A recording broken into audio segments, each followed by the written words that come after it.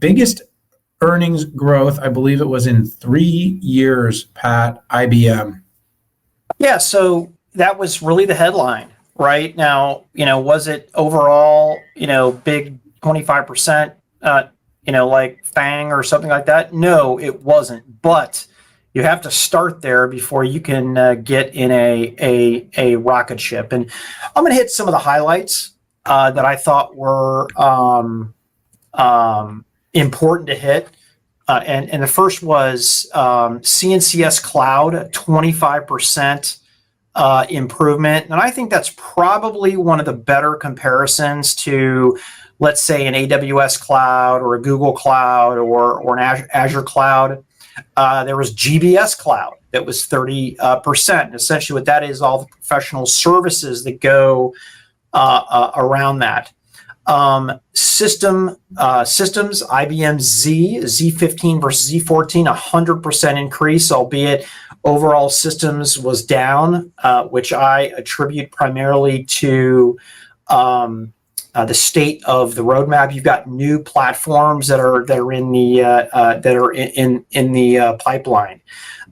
Free cash flow, $11 billion on an LTM basis. But finally, right, the big nut was Red Hat. Red Hat had 20% growth year over year. They said OpenShift revenue was up 3x from before the revenue and have 3,200 IBM clients on a hybrid cloud platform, up 4x since acquisition closed, with a $5.2 billion backlog. So net, it's hard to say. It would be hard for anybody to come up and say that Red Hat isn't working out for them so far. Do I want double-digit growth top line for the entire company?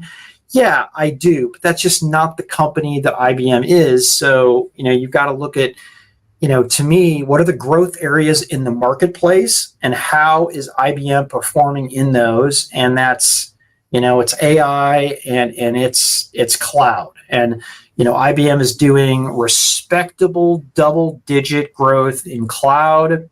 AI, not so much. But I think, we're going to have to see what IBM does with AI in the future.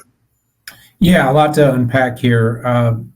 It was a good quarter for IBM. And here's the thing. They're on the precipice of a very big divestiture of the global technology service business, also known as Kyndryl, which has been, proverbially speaking, a boat anchor on the company, has not been showing much growth. It's heavy. It's very it's got cost intensive.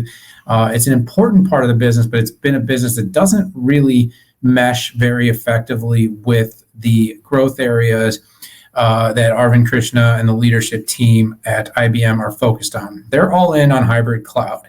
And that's important to point out the difference there, because if you look at public cloud growth, you look at the battles between AWS, Google, Microsoft and Azure, and even Oracle, IBM is not really coming out saying we want to be the public cloud company, but they're building solutions with Red Hat, with satellites that are very focused on being able to win and participate in ecosystems that may have AWS, that may have Azure or Google or any of these others. The results, though, I believe this quarter are going to be looked at as positive, but I think the race really starts for Arvind and team when that divestiture is complete. As you suggested, Pat, in the areas like cloud and cognitive services, when you actually break in the service in cloud and growth, and you're seeing 29% growth, or you're seeing 35% in global business services, this is the potential of the company. This is the potential of growth if you focus on the areas where they have the right products, the right mix, and have been putting the acute attention over the past few years.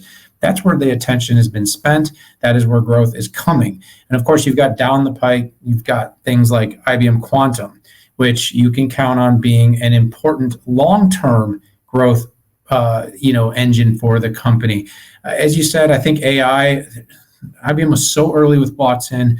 I really feel like it might have been a little bit of a missed opportunity for a more rapid growth trajectory for the company, but it has built a really strong reputation in that space. And I do hope there's a way that the company can revive and grow that. And my last ask is that I do hope the company can continue to provide greater and greater transparency, taking out any ambiguity in the cloud numbers. Because when you come out and you say you're a cloud company, you want your cloud growth to always be double digit. And when you boiled it up into that big cloud number, it wasn't 10% plus. And if the whole company is not growing 10%, I can live with that. But if cloud isn't growing 10%, I'm going to struggle with it. And I guarantee you the folks on Wall Street and the investors and the retail and funds are going to say, whoa, why are they not growing faster in cloud? So that's something to watch.